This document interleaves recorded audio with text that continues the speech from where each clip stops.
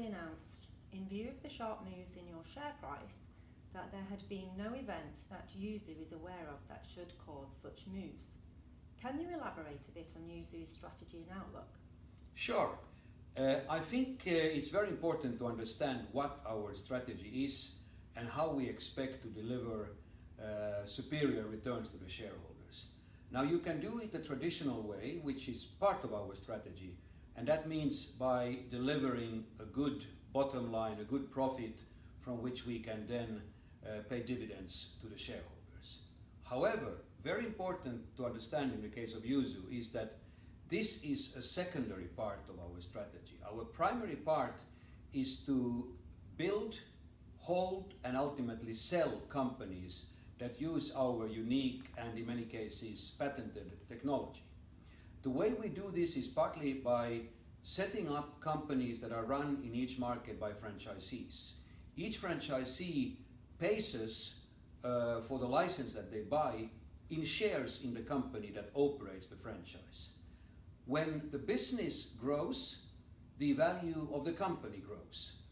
The average PE multiple, price earnings multiple, in the businesses that we are active in e-commerce, in social networking and so forth, is high. It is between, I would say, 20 to 50 is a pretty average PE. What this means is that if we, or rather if the company, delivers a profit of say $2 million, normally if it was part of our business, we could distribute as dividend only that $2 million. However, if we sell the shares to an investor who wants to get into the business and we can get a PE of between 20 and 50, that means that we get between 40 million and 100 million, which we can then distribute as dividends to our shareholders. We currently have 49 of these entities in several countries, and we are building new ones all the time. So when you look at YuuZoo, you need to look at the underlying assets and the potential of YuuZoo to sell these assets and then deliver those to our shareholders. YuuZoo recently announced a large contract in China on esports.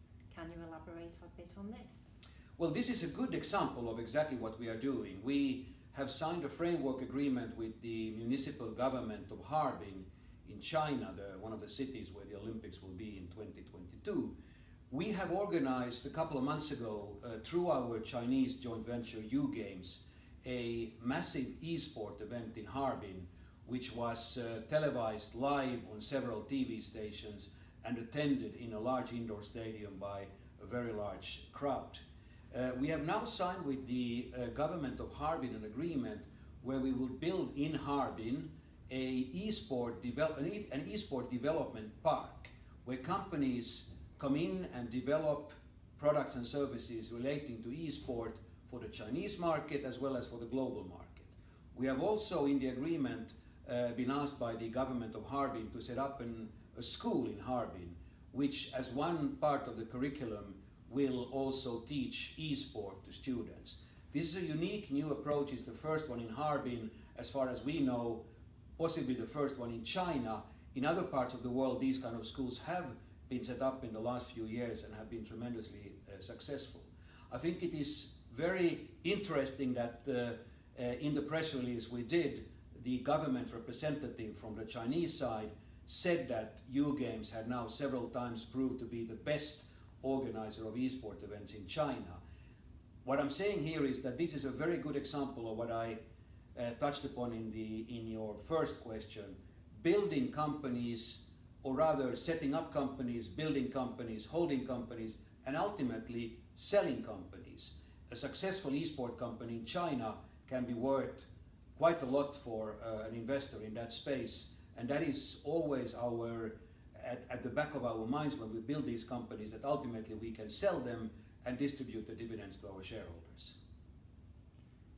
YuuZoo's largest shareholder, Mobile Future Works, the development and investment company you are the founder of, recently announced it has sold some YuuZoo shares. Can you comment on this? Sure. Mobile Future Works is, as you said, a development and investment company active in the mobile space. The company has today some 40 different companies or projects that it is involved in either as a developer or as an investor. YuuZoo is one of these 40. For each of the projects, the philosophy of Mobile Future Works is exactly the same. We want to build companies, we want to hold on to them, but we ultimately always want to exit. That is the philosophy of any investment company. In the case of YuuZoo, Mobile Future Works has now held on to the shares since YuuZoo was founded. Mobile Future Works was the first investor way back in 2008. So we are coming to 10 years very soon. Mobile Future Works has never held on to any company for more than 10 years. So the recent sale was part of a normal strategy where Mobile Future Works step by step lowers its holding in companies that it has built. It in no way reflects any kind of lack of hope or lack of faith in YuuZoo's future. I personally hold shares in YuuZoo as well. I have not sold any shares and I have no plans on selling it. But for an investment company, this is a normal progression and something that I think nobody should in any way be alarmed about. Okay, thank you. Thank you.